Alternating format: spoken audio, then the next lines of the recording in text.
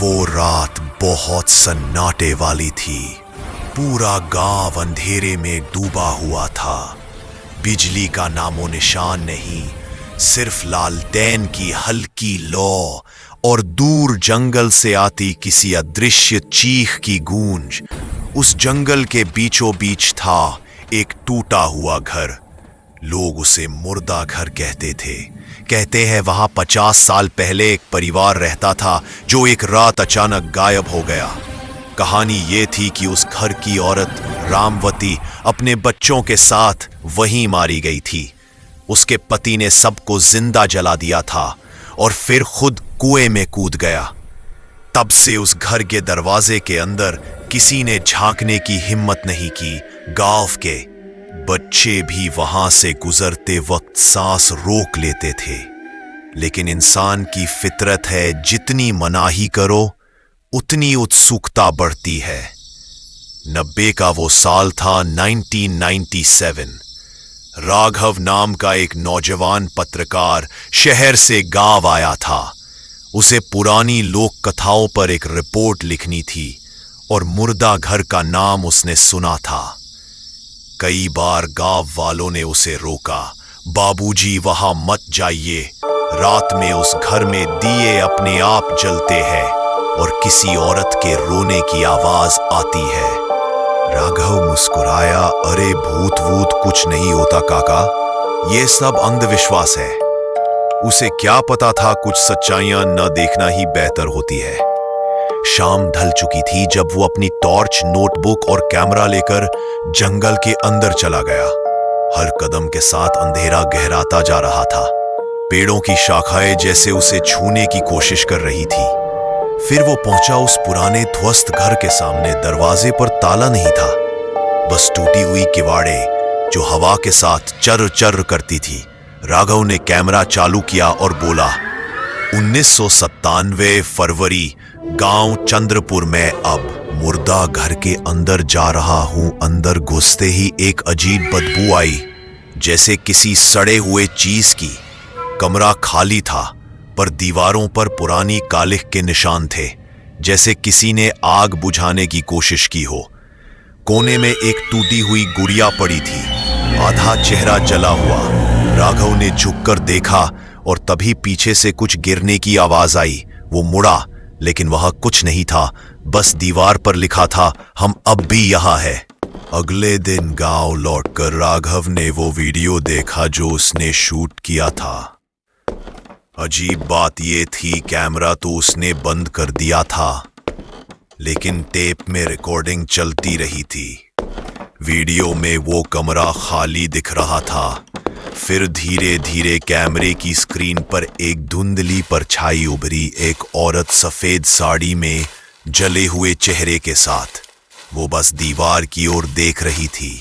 फिर अचानक सिर घुमाकर कैमरे की तरफ मुस्कुराई। वीडियो यहीं बंद हो गया। राघव का शरीर ठंडा पड़ गया। उसने गांव के एक बुजुर्ग से पूछा, काका क्या सच में उस घर में कोई मरा था? काका ने गहरी सांस ली और बोले, बाबूजी, उस घर में रामवती और उसके 2 बच्चे रहते थे। उसका मर्द पागल हो गया था। कहते हैं उसे लगता था कि घर में कोई पराया साया रहता है।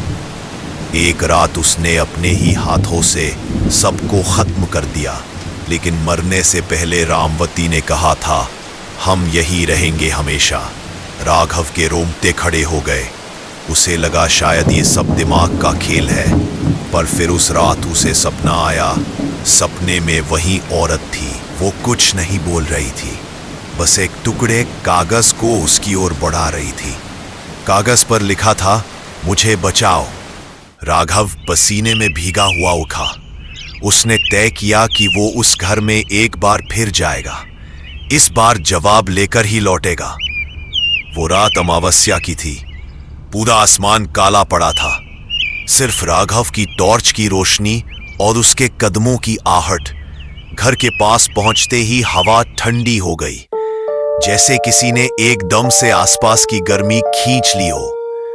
वो अंदर दाखिल हुआ। इस बार पूरा घर अलग लग रहा था। दीवारों पर पुराने परिवार की तस्वीरें थी। लेकिन तस्वीरों में चेहरों पर धुंध थी। उसने कैमरा चालू किया। लेंस के पीछे कुछ अजीब हो रहा था। लाइट अपने आप चालू बंद हो रही थी और माइक्रोफोन में किसी बच्चे की हंसी गूंज रही थी। आवाज आई, मां को ढूंढो। राघव ने टॉर्च घुमाई। नीचे फर्श पर किसी ने खून से लिखा था, नीचे देखो। वो झुका और नीचे एक फर्श की पटिया हिल रही थी। उसने उसे उठाया। अंदर एक अंधेरी सीढ़ी थी जो तहखाने की तरफ जाती थी। नीचे जाते ही बदबू और बढ़ गई। दीवारें गीली थीं और बीचों बीच एक पुराना लकड़ी का पलंग पड़ा था। उस पर किसी के जलने के निशान थे। अचानक पीछे से किसी ने फुसफुसाया, राघव, तू भी यही रहेगा। वो पलटकर भागा, लेकिन दरवाजा बंद हो चुका था। उसकी टॉर्च बंद हो गई। अंधेरे में उसे सिर्फ किसी औरत की सांसें सुनाई दे रही थी। फिर एक हाथ ने उसकी गर्दन पकड़ ली। वो चिल्लाया, कौन है? टॉर्च फिर जली और सामने रामवती थी, जले हुए चेहरे के साथ, आंखें लाल और होठों से धुआं निकलता हुआ। तूने मुझे बुलाया था, अब वापस नहीं जा सकेगा। अगली सुबह गांव वाले जंगल में पहुंचे। राघव का कैमरा वहां पड़ा था, पर वो खुद गायब था। पुलिस आई, खोजबीन हुई, कुछ नहीं मिला। बस तहखाने की दीवार पर खून से लिखा था, मां मिल गई। 3 महीने बाद वही घर अचानक फिर से बंद पाया गया। दरवाजे पर नया ताला लगा हुआ था और अंदर से कभी कभी रोशनी झिलमिलाती दिखती थी। एक दिन गांव का डाकिया वहां चिट्ठी देने गया, क्योंकि किसी ने राघव शर्मा के नाम से वहां किराए पर रहने की अर्जी दी थी। डाकिया ने दरवाजा खटखटाया। कौन है? अंदर भीतर से जवाब आया, मैं ही हूं राघव। आवाज वही थी, मगर धीमी, टूटी हुई, किसी की आत्मा बोल रही हो। दरवाजा थोड़ा खुला। डाकिया ने झांका। अंदर वही चेहरा था, पर आंखें अब इंसानी नहीं लग रही थी। और कमरे की दीवार पर पीछे लिखा था, मुर्दा घर अब किसी और को बुला रहा है। साइलेंस।